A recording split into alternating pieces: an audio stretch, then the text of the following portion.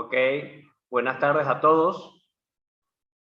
Estamos dando inicio ya el streaming de esta final de Novice del torneo San Joseph.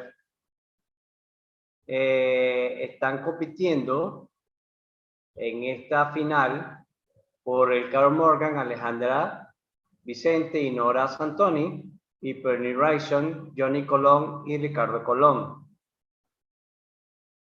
De parte de VR, le deseamos buena suerte a todos. Queremos sencillamente agradecer de antemano el trabajo que están haciendo y la presencia de los jueces, el trabajo que están haciendo. Quisiera ver si... Vamos a ver. Daniela, ¿tú pudieras moderar el debate? Sure. Sí, no hay problema. Ok, perfecto. Entonces, y bueno, recordarle a los jueces que no se ponen de acuerdo a la hora de decidir.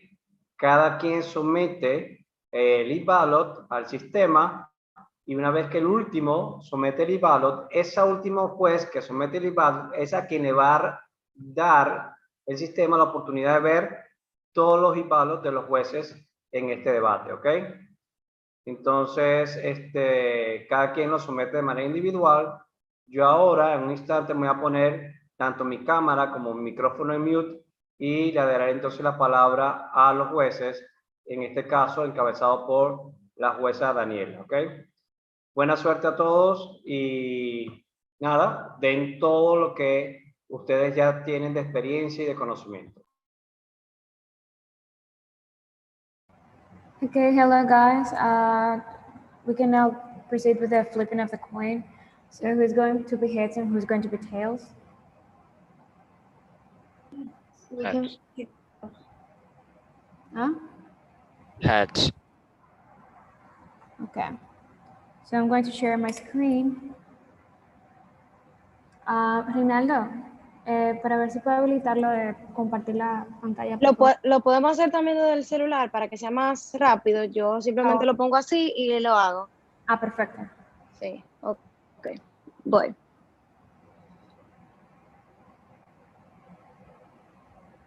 Tails. So that's tails. Carol Morgan, you're going to be? Yeah, we're going to be pro. Okay. And? Second speaker. Of course.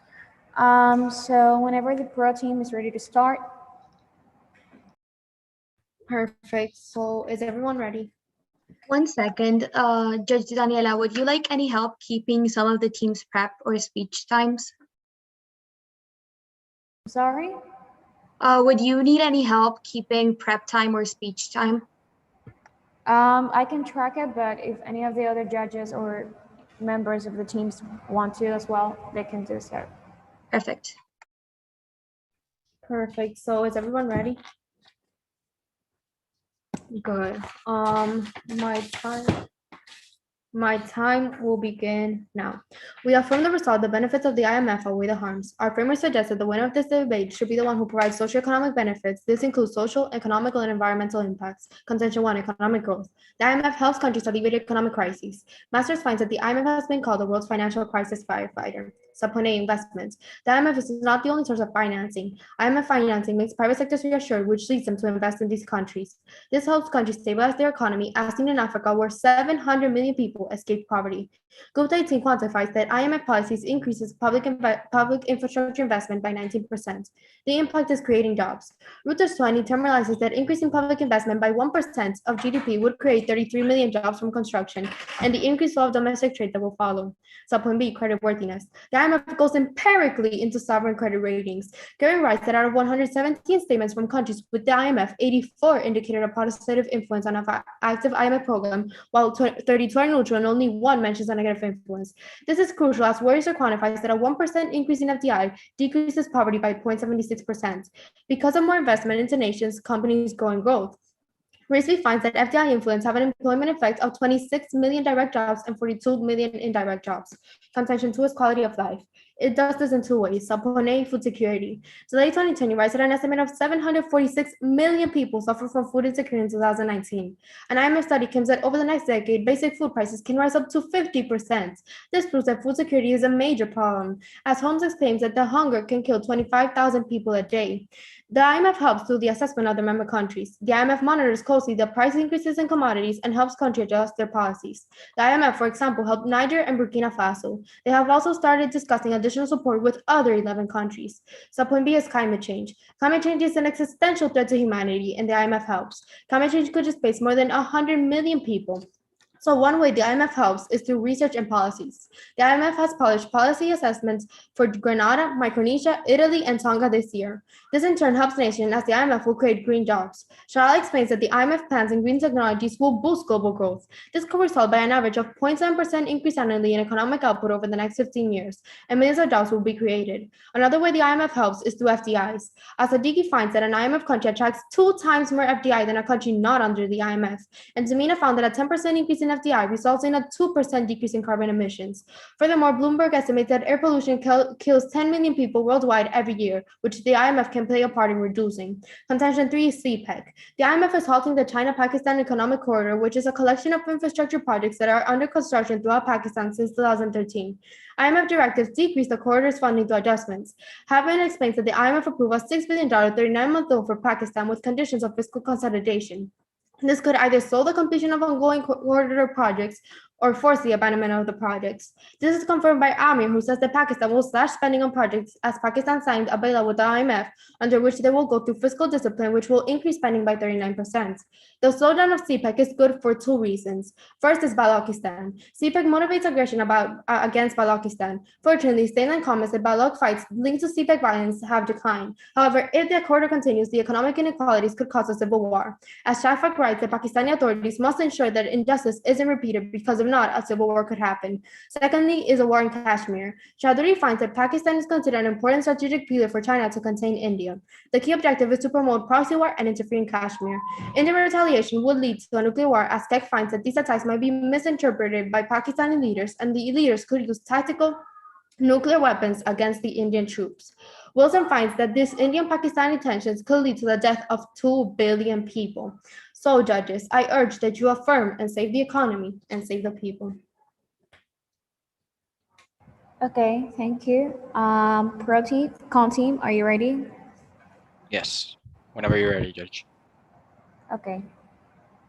So, if everyone's ready, then my time begins now. The team that ensures economic stability for struggling countries who win the round, because whether or not the IMF provides economic helps determine whether or not it's useful in the first place. Both teams should also consider the social aspect of the IMF, because the way in which it affects countries' political system and the relationship between countries is also important. Contention 1, economy. Subpoint A, the IMF takes harmful economies measures and promotes austerity.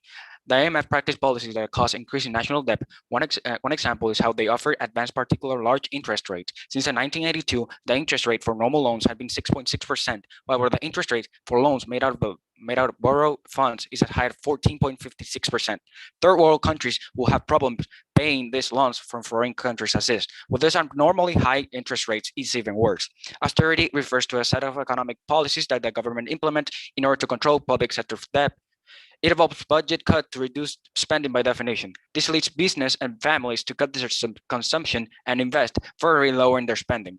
The IMF sees this measure as necessary and predetermined. In most of the cases, the borrowing countries have run up unsustainable external or a budget imbalance. But in fact, the IMF has a long track record dating back decades of impossible, unnecessary, and often harmful conditions on borrowing countries, with 84% of the IMF loans requiring or promoting austerity. Consequently, 20 out of 26 countries have experienced internal protest over the government cutbacks resulting from the IMF loans. Moreover, 17 out of 18 low-income countries that received recommendation from the IMF to reduce public sector's employment or spending are now below the nurse population threshold of 30 nurses per 10,000 citizens.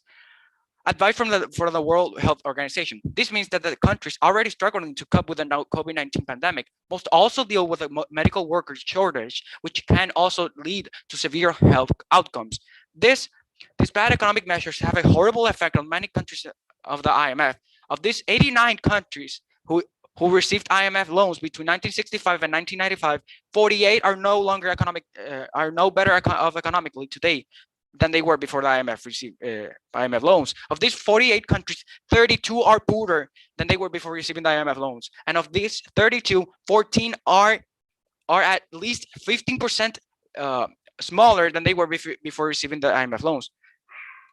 Contention 2, the IMF isn't being used correctly. So point A, the IMF is being used as a political tool for neocolonialism. The IMF is being used by the United States in order to control countries such as Ecuador via big loans that allow the United States to influence the structure of the country. Ecuador, for example, received $4.2 billion in 2019, which with conditions that call for fiscal consolidation of around 6% of its GDP. As a result, health sector spending was cut by 64% between 2017 and 2019, leading to a 4.5 decrease in public sector employment. This has allowed the United States to change its government from a democratic government to an authoritarian government, which can cause unrest. As an example of Ricardo Patutino, which had to flee the country after a warrant from his arrest was issued because he made a speech that the government did not like. And this is a big issue. The new form of colonialism involves taking over a country's resources and system under the guise of offering help. Although this is rarely discussed in the context of colonization, neocolonialism is almost if not equal, harmful to developed countries' economy and its people well-being as the regional form of colonization world. The Mesa Mayo, a Zambian economist, during the interview, she argued against AIDS in Africa. IMF, she mentioned that if the AIDS was removed from Africa countries, people who will be most affected by this will be the African elite, since most African, and especially those in poverty who actually need it, do not see most of the AIDS. Furthermore, many economists who also critical the IMF believe that they were designed. And for all this, you should vote for a second. Okay, guys, thank you. So are we ready for the first crossfire? Yes. Okay, so your time starts now. Can we get first question, please? Okay, so on your argument about the political and democratic governments, were these governments and the political things before the IMF? Like, do you have evidence?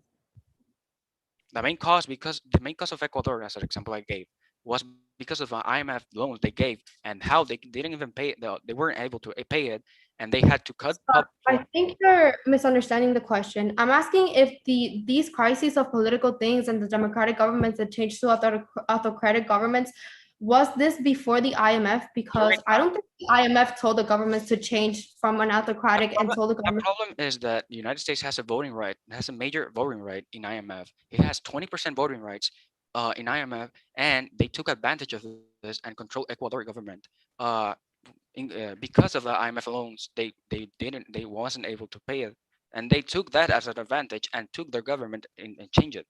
That's the whole point of that. So the conflicts were before. You can have a question. During the IMF. So I have a question. So you talk about how 50% of food security. Can you repeat the part where you said that about 50% food security? Because I wasn't Yes. able to... The food security 50% over the next decade, basic food prices can rise up to 50%.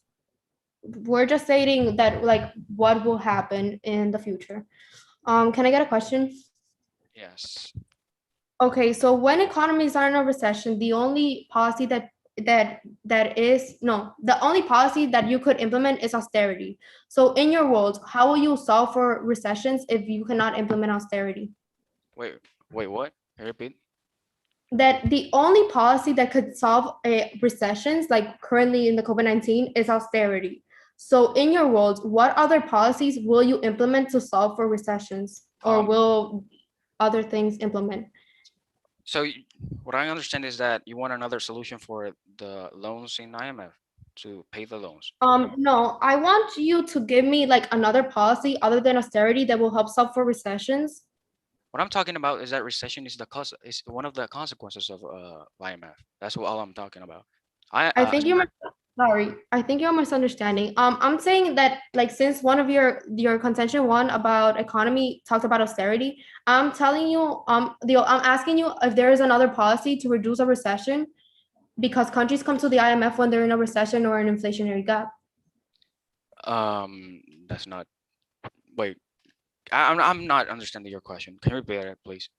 Okay, countries come to the IMF when they're in a recession. Some countries come to the IMF when they're in a recession, and the IMF imposes austerity measures because that's the only policy that they can implement to reduce the recession. Time is over, but my question. Yes? Can I finish the question or should we move on to rebuttal? What do the other judges say? She can finish the question for me. Well then, yes. I agree. Perfect. So my question was, is there other policies other than austerity to reduce a recession? I'm gonna answer this as summary. Okay, so judges, can I take prep time, please? Of course. How much prep time do you need? Okay, so I want to take like 1 minute. Okay, so your time starts running now.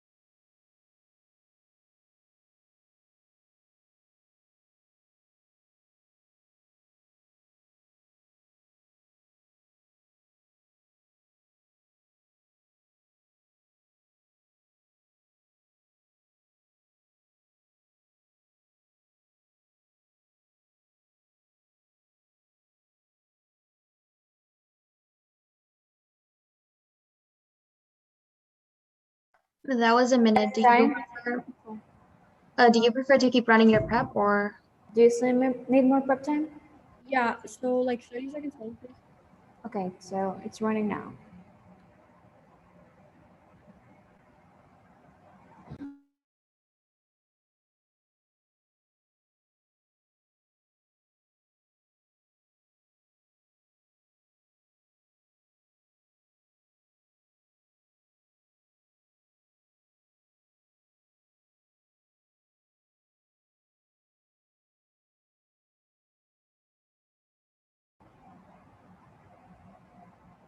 Okay, that's time. Still need more prep time? No, thank you. Okay.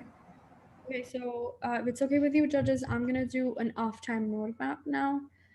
So first, I will address the cross. Then I'll move on to the framework, and then I'll do their two consensions in their respective order, like consension 1 all about like the economy and so on, and then the contention 2 about the mismanagement. Okay, so my time will begin. Sorry, I'm just setting up my time. Okay, my time will begin now. First, judges, on cross, our opponents couldn't answer the question about other policies, thus they have conceded that austerity is the only option. So even countries that aren't in the IMF are going to keep on using austerity, so their argument is not unique. So the fact that the IMF is posing austerity measures is actually a good thing because this increases government's revenue, which will then help citizens because that revenue will be put into public sectors like health. We agree with the framework as it is the same as ours, including like the economy and the social aspect, except we include environment, which should still be included. So moving on to the first contention, ORSEC 20 that finds that the IMF increases the nation's access to credit and increases private investment. Ventura 18 finds that private investment is crucial to economic growth. He writes that they can provide jobs, goods, and services sometimes more effectively than agencies can do alone. The IMF is not supposed to be a long-term plan, like the loans are not supposed to be a long-term plan. What actually is a long-term plan is like the impact of these loans. In fact, Rate Hurt 16 finds that the IMF acts as an international lender of last resort, and ERSE 15 furthers that the impact of IMF programs is in general to reduce short-term debt flows. We also turned this argument because an international institution that's country cooperate cooperate on economic development, which leads to stability. IMF 19 explains that its broad membership makes it uniquely well suited to facilitate multilateral discussions on issues of common concern to groups of member countries and to advance a shared understanding of policies needed to promote stability. Okay, an example, the IMF steered Pakistan past the worst of the crisis and also promoted reforms vital to long-run growth. Shahi 20 explains in the 6-month since the IMF bailout agreement, the Pakistani rupee US dollar exchange rate has eased from around 165 to the current of 155. Structural transformations prompted by the IMF are needed in Pakistan's production system to improve our productivity and export competitiveness. Bird 17 shows you that the IMF increases economic growth by 3% more for developing countries in IMF programs than those not receiving IMF loans, which wins us this round. Just that evidence is like super important because it's showing you that the IMF is necessary for developing countries for their economy to grow, especially when they're in a recession, because contrary to what my opponents were kind of implying in Cross, recessions happen before the IMF steps in. The IMF then goes and helps. That's why Sokolova 20 quantifies in a meta-analysis of 36 different studies looking at 150 different nations that on average IMF intervention raises economic growth rates by 0.9 percentage points. On interest rates, they are actually low, especially during COVID-19. Interest rates are low and lower for longer has become something of a mantra among policymakers, regulators, and other market watchers. In addition, even if austerity measures cause certain cuts in spending, it's better than total financial system collapse, which is what would happen if you were to remove austerity and you were to remove the IMF. That's what was going to happen, because once a country is in a recession, they can't just automatically get out.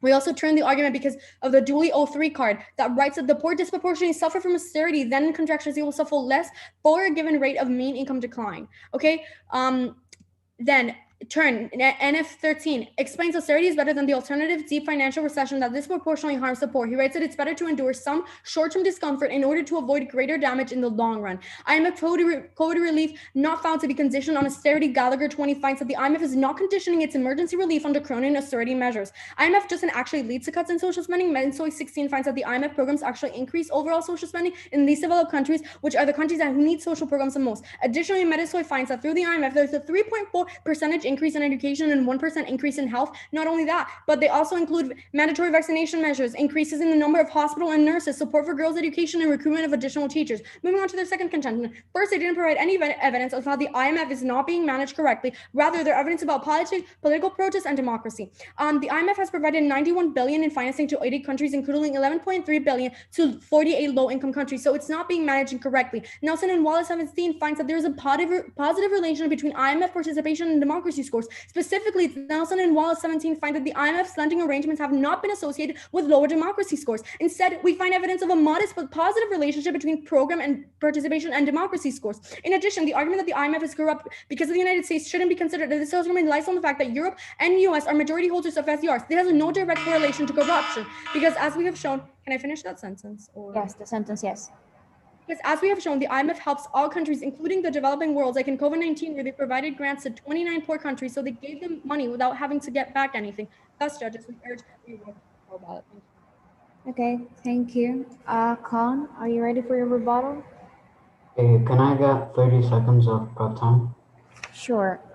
Your time starts running now.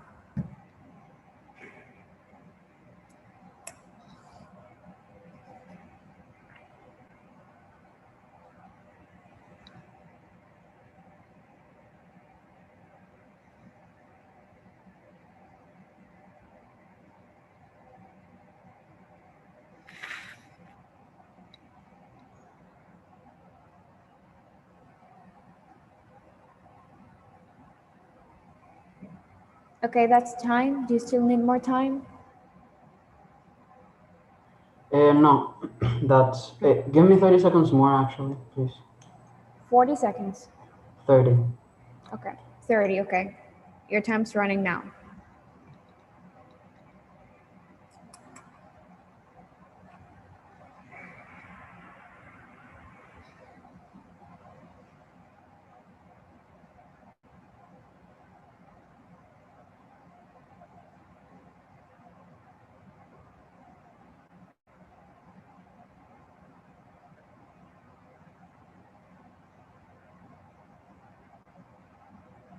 Okay, stop the prep time, please. Okay, whenever you're ready. So first I would like to offer a quick off-time roadmap. First I will discuss frameworks, then I will take down some of the opposing team's arguments, and if I have time left, I will restate our own. So, if everyone's ready, then my time begins now. Framework. The team that ensures economic stability for struggling countries should win the round because whether or not the IMF provides economic help determines whether or not it is useful in the first place. Both teams should also consider the social aspect of the IMF because the way in which it affects countries' political systems and relationships between countries is also important. Both teams agree on frameworks, on a socio-economical framework, just that the opposing team also has environment in their framework, so either framework will do. Now, taking down some of the opposing team's arguments. Firstly, their first contention was about how the IMF increases infrastructure and supposedly increases the economy. However, the actual long-term effect of the IMF isn't positive. In fact, out of the 89 less developed countries that received IMF loans between 1965 and 1995, so 40 years have passed, so this is long-term, 48 of those 89 are no better economically today than they were before the IMF loans. And of these 48, 32 are poorer than before these IMF loans. And of these 32, 14 are 15% poorer than before the IMF loans. So the IMF long-term does not have positive effects. And this is clearly the case, as we have already shown. This was already said in constructive.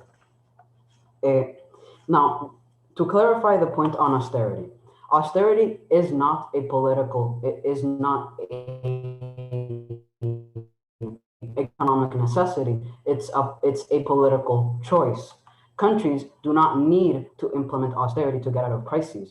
Rather, there are many other ways to get out of crises that do not involve cutting public spending and giving up on the poor people, which is essentially what austerity is. As we have already stated during the constructive, the income of poor people was cut so bad that in 20 out of 26 countries that experienced 20 out of 26 countries experienced internal protests over government cutbacks resulting from IMF loans. The loans that the IMF is giving do not result in a positive impact. They result in protests and less nurses, which hurts with the COVID-19 pandemic. In fact, due to IMF loans, countries ended up cutting back on spending on nurses, and the threshold of 30 nurses per 10,000 people recommended by the World Health Organization was breached, ending up with having less nurses than necessary due to the IMF. Now, the opposing team claimed that two countries have been helped by the environmental policies of the IMF, and 11 more will be helped. However, two countries being helped by the IMF doesn't make up for 48 of the countries in the IMF having little to no economic benefit, and 32 being poor, and 14 being significantly poorer to a level where they're 15%. Their economies are almost 15% smaller than before the IMF's loans. Now, extending some of my contentions. Our first contention was about economy. The IMF takes harmful economic measures and promotes austerity. Simply put, the IMF takes measures like having absurdly high interest rates, implementing austerity, and promoting austerity, with 84% of the IMF's loans requiring austerity, that in turn make it so that countries not only can't pay back the loans, but end up being poorer than they started. Thus, Judge, we strongly negate. Okay, guys, thank you. Are we ready for the second crossfire? Yeah. Yes, but I think one of the questions kind of. I can't hear. Okay. Okay. Is that I have the the people who don't have their cameras on, I can't see. So that's why. Okay, guys. So you ready? Yes. Your time starts now. Okay. So you mentioned interest rates and how the IMF imposes interest rates and how this is not fair, good, but can you provide countries in the status quo that have really high interest rates imposed by the IMF? Because to my knowledge, IMF is one of the like international banks that has the least, like the smallest amount of interest rates. So can you provide me a list of countries in the status quo, not in the past, that have like really high interest rates, please? Well, the thing is that the IMF, in fact, does not have exceptionally high interest rates, but it provides borrowed funds that can be given ahead of time, and many countries take these loans, and these loans have interest rates that are 8% higher than their normal interest rates. So many countries end up having to pay for a much higher interest rate because the IMF provides payments in advance with abnormally high interest rates. Now I'm going to ask a question. So, can you give a number or a statistic of how much infrastructure the IMF will make and how much of it will be green? Okay. Like, So I believe more or less. this is addressing my first contention, right? Like our first contention. Yeah. Okay. I think that you kind of missed, like, I believe you maybe didn't fully understand our contention, because it was, the tagline was economic growth. Like that was the name, and we gave an example of public infrastructure, that the IMF policies increased public infrastructure investment by 19%. But that was not our sole, like that was not what our contention really was about. That was just an evidence of how they Okay. grew. Perfect. But the question is how much? But the question is how much has the IMF increased public infrastructure, or an example of, or not an example, but how many cases has it increased public infrastructure? Any number on how much public infrastructure has increased due to the IMF? So just to understand, because you kind of cut off. And how much of it is green? Okay, just to like understand, because you kind of cut off. You want a number of how much the IMF has helped increase public infrastructure, right? Mm-hmm.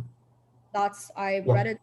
GOBSA 18 quantifies the IMF policies increased public infrastructure investment by 19%. That's investment, not how much public infrastructure increased. Okay, so I'm asking for how much it actually increased. IMF doesn't, like, it's not a help agency, it's a lender.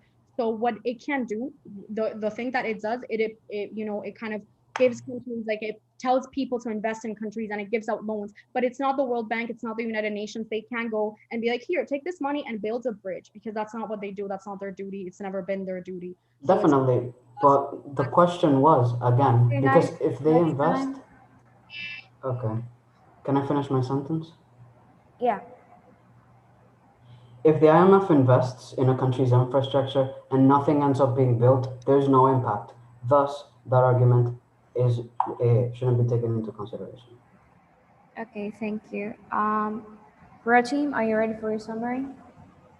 Can I take prep time, please? Yeah, how much do you want? You have a minute and a half. 30 seconds, please. Okay, so your time's running now. Yes, I'm sorry. Please, everyone, check the chat of this Zoom. Reynaldo is telling us something about WhatsApp web and problems with the connection. So check it out, please, everybody.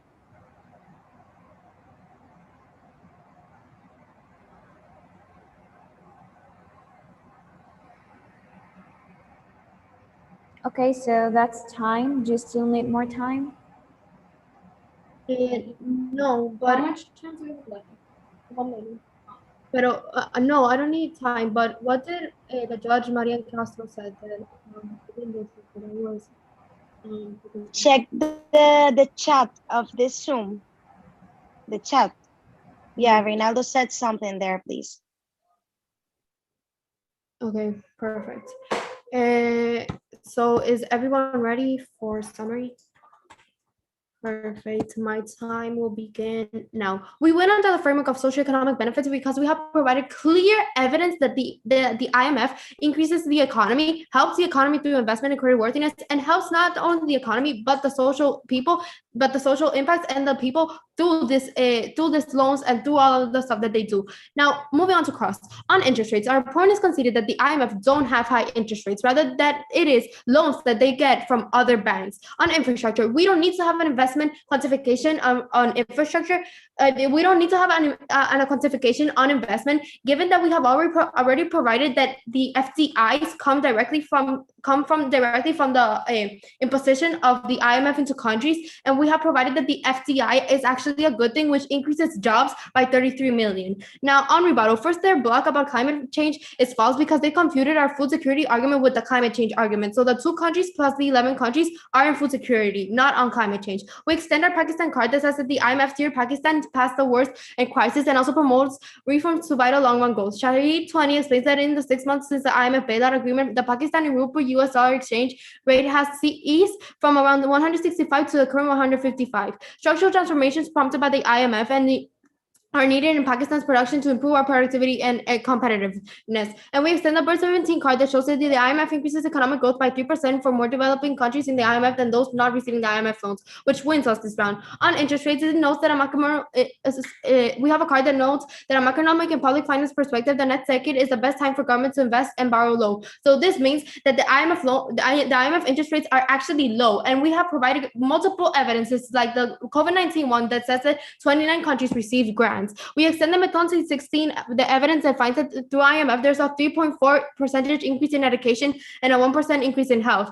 Nelson and Wallace and team find that there's a positive relationship between the IMF and participation and the democracy scores. Now, moving on to our case, we extend the climate change argument because a debt finance green investment plan combined with carbon pricing could actually create 12 million jobs 2027. If fuel prices had been set at fully efficient in the levels in 2015 with the IMF, estimated global CO2 emissions would have been 28% lower, fossil fuel air pollution deaths 46% lower, tax revenues by higher by 3.8% of global GDP. Also, they didn't respond to the fuel security nor the CPEC argument nor the creditworthiness argument. Thus, they cannot use this argument. Please don't let them use it in second summary and final focus. We also extend our argument about investment, which has led to the to the 700 million people escaping poverty in Africa, which public infrastructure investments increased by 19%, and it will create 33 million jobs. We extend our argument of food security that can kill 25,000 people a day. We extend our argument about CPEC, which could cause a nuclear war, which will kill 2 billion people. This is the largest number in this round, so we win on CPEC.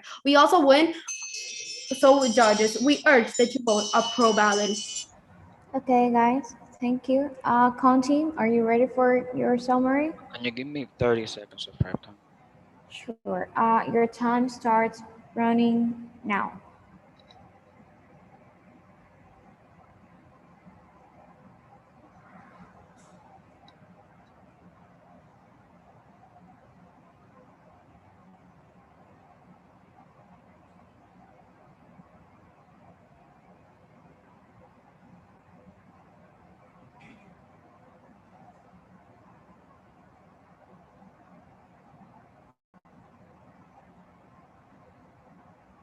Okay, that's time. Do you still need more?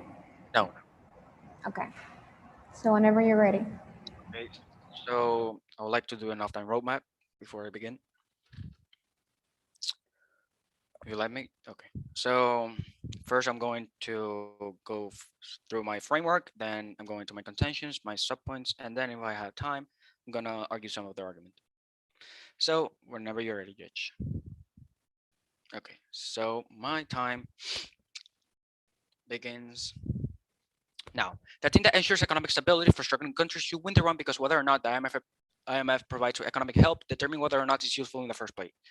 Both teams should also consider the social aspect of the IMF because in the way which affects political system and relationship between countries is also important. Our contention 1 subpoint 8 talks about how the IMF loans interest rates is actually higher than usually, and we have the evidence to support that claim, and how normal rates compared to the IMF loans are actually 8% higher, which actually even developed countries will have problem paying this loans, this interest rates, these great interest rates, and we will even have economic problems to develop countries. We also want to talk about how examples such as Tanzania, which actually they talk about education and healthcare system, or actually will be benefit, but in fact the IMF in Tanzania actually decreased the enrollment education by 14%, and the illiteracy rate from countries decreased by 50% only in Tanzania.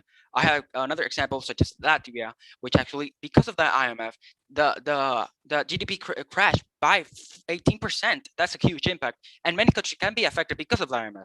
Other thing I want to talk about is how 20 out of 26 countries have gone to protest because of the IMF, and the protest can actually lead to civil war, which actually is one of greater impact that they talk about in their contentions about civil wars and how it can save people. But we actually done under IMF can actually create even more civil wars. Other thing I want to talk about is how because of recommendation by during the IMF has actually decreased the public sector's payment and decreased the public sector's employment by a lot, to the point that nurses decreased by 30 per 10,000 people. They talk about how the people the IMF will actually lead to higher jobs, but that's not true because cuts in payments will actually in cuts of public sectors and cuts of payments will actually cause many people to lose jobs because of the IMF, because they don't have the power, they don't have the money to actually pay those loans they need to get back. Other thing I want to talk about is how 48 out of 89 countries in low income countries which has actually have loans from the IMF has actually gone worse because of the IMF. That's just incredibly a fact, and can actually happen to even more countries. Neocolonialism is also a fact that can actually happen to many low-income countries, such as Ecuador, as an example we gave, and many other countries, with the IMF given have the power to actually control the government and actually do whatever they want with those countries because they don't have the money to actually pay it. That's just wrong, Judge. You need to take this into consideration. They talk about help climate change, but actually there's many more countries which actually there's more organization which actually helps with climate change. There's they talk about how is a long can I finish that sentence? Yeah. They talk about long term, but actually those 48 countries was between 1965 and 1995, which is actually a long term for 30 years. And for all these reasons, you should vote for a side. Okay. Thank you. Are you guys ready for the grand crossfire? Okay. So the time starts now. Okay, so we're first speakers, we're gonna get first question, which is why, if the IMF is such a bad thing, then why do the, like, huge amount of countries come back to the IMF? Like, why are countries coming back to the IMF if it has so many bad, conditionalities and it puts countries at a worse place than they were before? Because the IMF disproportionately helps the elite in poor countries. As explained by an economist, Dambisa Moyo, a Zambian economist, during an interview, she argued that aid to Africa specifically by the IMF, that most of the aid went to the African elite and that poor people actually don't see much of the aid. Therefore, countries whose leaders are part of the are part of the elite, Okay. they what? You can continue. Countries whose leaders are part of the elite obviously would choose to join the IMF because it's them that see the benefits. The poor people don't. I have a Okay. question for you. So you talk about that the IMF will create green jobs. Can you specify that? Because I don't Okay. what jobs? Yes, I can respond. But first, before I respond to that, I want to ask you if that evidence about Africa was a new evidence that you brought into Crossfire. No, I said in my constructive speech. We said it in the constructive. So, you're asking about the green jobs and how the IMF is linked to green jobs. Is that your question? No. What jobs will be created because of IMF? Green jobs. Well, we never talked, like, we never mentioned jobs and climate change. No. Sorry, we did mention jobs and climate change, but we don't need to provide the jobs given that we have already stated that it will lead to 12 million jobs. The fact that the impact is 12 million jobs created through green infrastructure just is like sustains the climate change argument. We don't need to provide specific jobs. Can you ask the question? Yeah.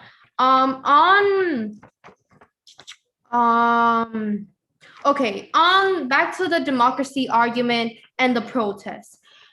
You talked about civil war. How is the IMF directly linked to a civil war? Because you didn't mention it in other speeches rather than just on summary. Yeah. So this is evidence. The thing is that specifically the IMF makes loans that so that the and that are forced So countries are forced to use austerity. By using austerity, those countries lower the income of poor families, and those people go to the street to protest, such that 20 out of 26 countries that have seen government cutbacks in the public sector due to IMF loans. I think that's done. Yeah. Can I respond to the question, or should we move on to final focus? I'm sorry? Can I respond to the answer that they made, or should we move on to final focus? Let's move on. So we're moving on with the final focus. So I have a minute of prep time left, or how much? Yes, a minute, exactly. So then I'm just gonna run it until it runs out. Okay, so time starts now.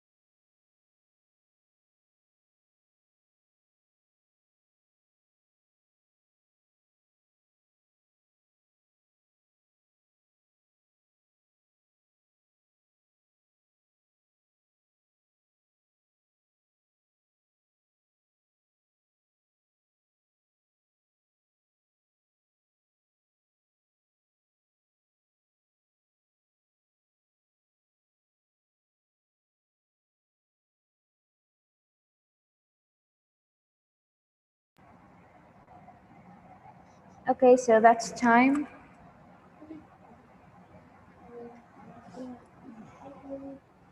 Okay, is everybody ready?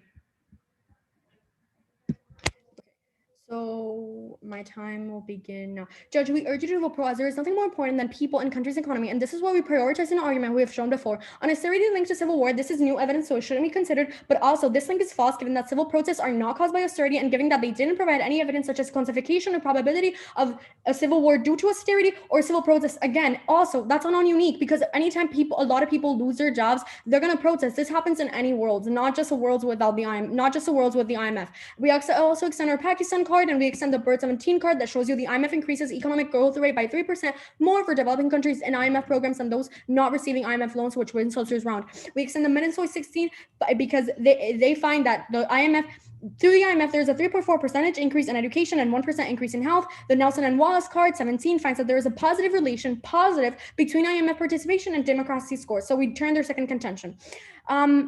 So moving on to extending our argument. So we extend our argument of investment. The IMF encourages investment. It does this by reassuring investors that the country is stable enough to repay its lenders. This led to 700 million people escaping poverty in Africa. It also increased public infrastructure investment by 19%, and a 1% of public investment by GDP would create 33 million jobs. Creditworthiness. The IMF ensures creditworthiness, and it has been proven to be beneficial. So 84 out of 117 countries commented a positive influence under IMF programs.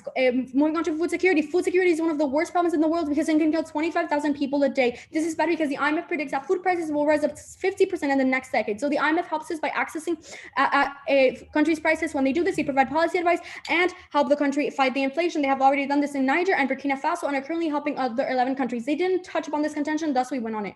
Contention 3, CPEC. The IMF is halting the China-Pakistan economic corridor. The IMF decreased the CPEC motivation aggression in Balochistan and will decrease the probability of war in Kashmir. So the IMF is preventing a nuclear and a civil war. This could kill 2 billion people, the biggest impact in this debate. Not only that, but this corridor will cause China's dominance, which is leading to more inequality. Thus, judges, it is essential that you vote a pro ballot. Thank you. Okay, guys, thank you. Conti, are you ready for your final focus? I'm gonna ask for all the prep time, we have left.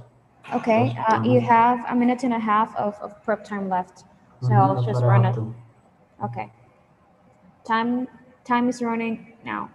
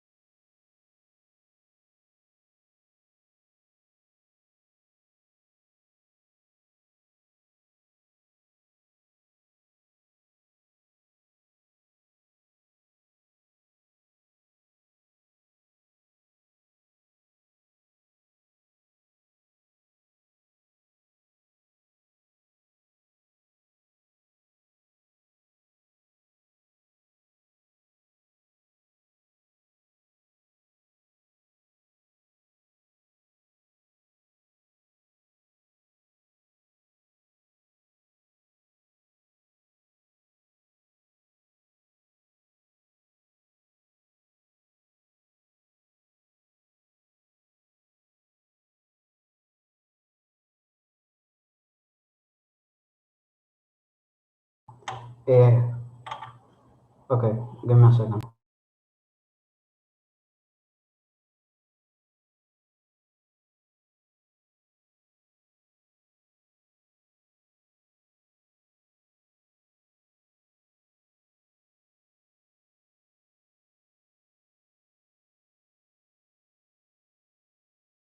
Okay, Okay. so that's time.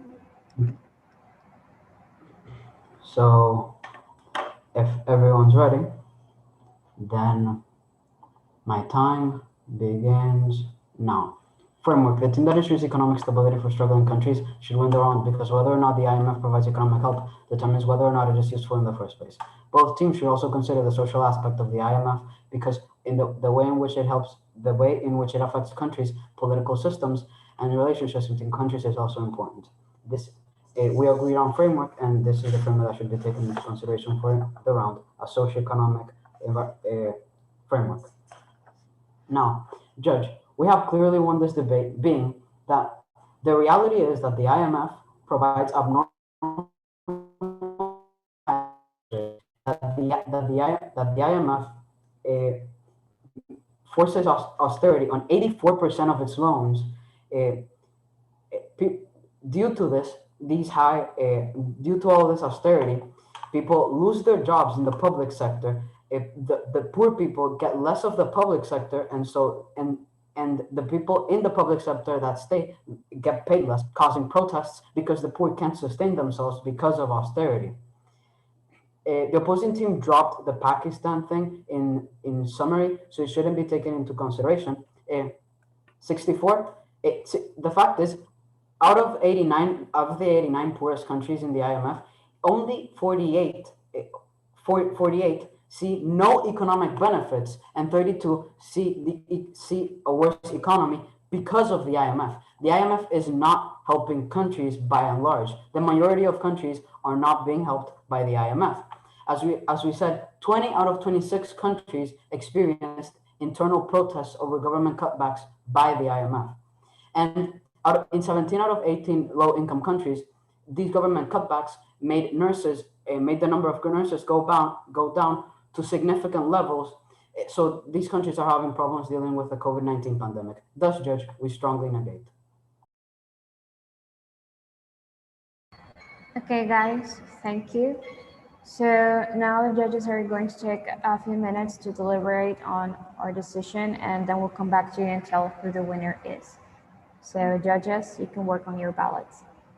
Thank you, judges, and good debate to the opposing team. Thank you. You too. Thanks, Sam.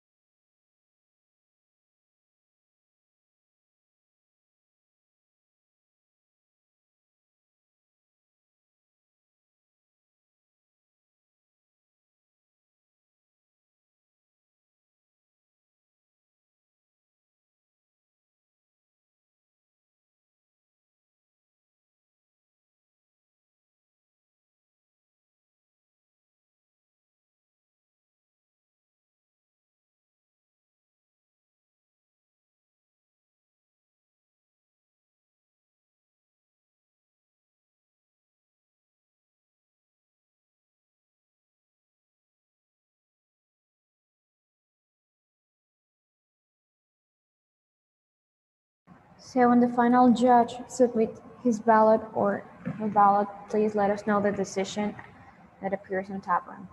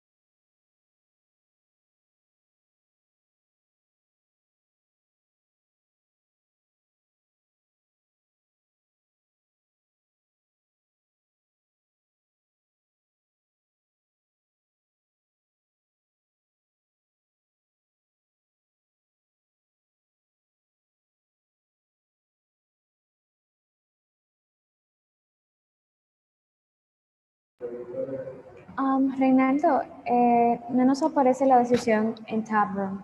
La decisión en Taproom la debe tener ahora en pantalla Evans. Evans, dime si me equivoco, ya que tú fuiste el último que sometiste, debería aparecerte a ti. Si no, lo digo yo.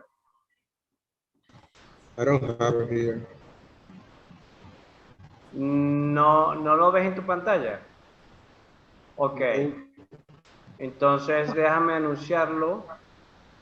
De todas maneras, si quieren, el resto de los jueces, miren a ver si su pantalla aparece el resultado para no decirlo yo, sino lo dicen ustedes.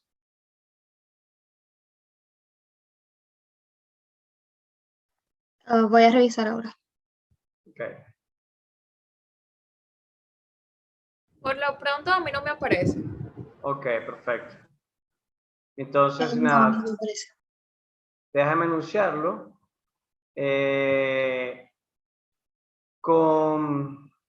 Vamos a ver, con 4 votos al favor, gana el equipo de Carl Morgan, Alejandra Vicente y Norah Santoni. Felicitaciones a ambos equipos, ¿ok? Y les doy un aplauso a ambos equipos por haber ciertamente hecho un excelente trabajo. Quisiera los feedback, los pueden ver en chatroom una vez que ya está publicado. Vamos a tener que entonces, ahora mismo no lo va a poder compartir cada juez con ustedes en esta videoconferencia porque en cuestión de 2 minutos empieza la otra final, ¿ok?